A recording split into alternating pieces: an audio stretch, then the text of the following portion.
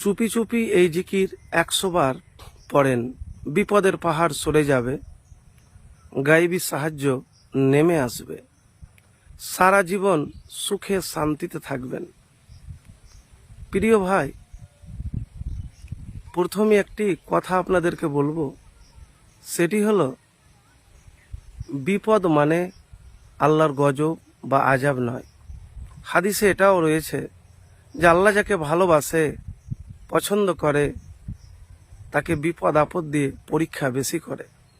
তো বিপদের সময়তে অধৈর্য হবেন না, আন্তরিকতার সাথে আল্লাহর শুকরিয়া আদায় করবেন, আলহামদুলিল্লাহ বেশি বেশি করে পাঠ করবেন।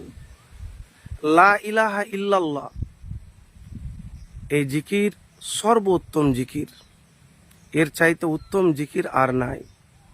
ইসলামে লা ইলাহা ইল্লাল্লাহ এর অর্থ হলো আল্লাহ ছাড়া কোনো ইলাহ নেই। জিকিরটিকে সর্বোত্তম হিসাবে ধরা হয়। এটি তাওহীদের মূল বার্তা বহন করে এবং আল্লাহর একত্ববাদের স্বীকৃতি দেয়। এছাড়া সুবহানাল্লাহ, আলহামদুলিল্লাহ, আল্লাহু আকবার ইত্যাদি জিকিরগুলিও ফজিলতপূর্ণ এবং আল্লাহর কাছে প্রিয়। আমি জিকিরের গুরুত্ব এবং ফজিলত সম্পর্কে বলবো।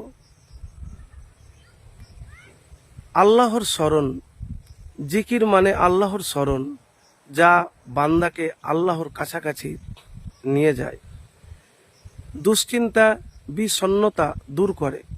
জিকির বান্দার মানসিক চাপ ও দুশ্চিন্তা কমাতে সাহায্য করে। আল্লাহর সন্তুষ্টি, জিকিরের মাধ্যমে আল্লাহর সন্তুষ্টি অর্জন করা যায়। গুনাহ মাফ, কিছু কিছু জিকিরের মাধ্যমে গুনাহ মাফ হয় বলে হাদিসে উল্লেখ রয়েছে। তো সর্বোত্তম জিকির হলো কালেমায়ে তাইয়্যিবা, লা ইলাহা ইল্লাল্লাহ, আল্লাহ ছাড়া কোনো ইলাহ নেই।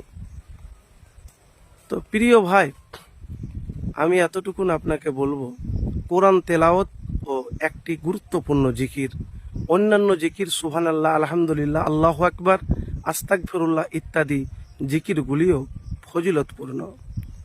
তা আমি কেন জিকিরের কথা বলছি, যে চুপি চুপি আপনি এই জিকির 100 বার করবেন।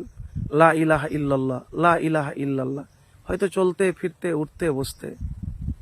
আল্লাহর যদি সন্তুষ্টি অর্জন করতে চান, আল্লাহর যদি প্রিয় বান্দা হতে চান, পৃথিবীতে কেউ আপনার ক্ষতি করতে পারবে না। প্রিয় ভাই, অনেক বড় বিপদে আছেন, আপনি সুবহানাল্লাহ, আলহামদুলিল্লাহ, আল্লাহু আকবার, সুবহানাল্লাহ, আলহামদুলিল্লাহ, আল্লাহু আকবার, লা ইলাহা ইল্লাল্লাহ।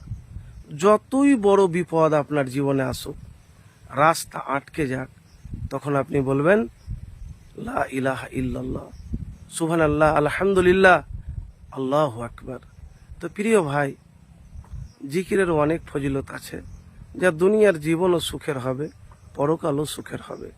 তো এই জিকির একবার করে দেখুন, এমনভাবে সাহায্য পাবেন, সাহায্য আসবে যা আপনি কল্পনাও করতে পারবেন না। এমনভাবে বিপদ দূর হয়ে যাবে যা আপনি কল্পনাও করতে পারবেন না।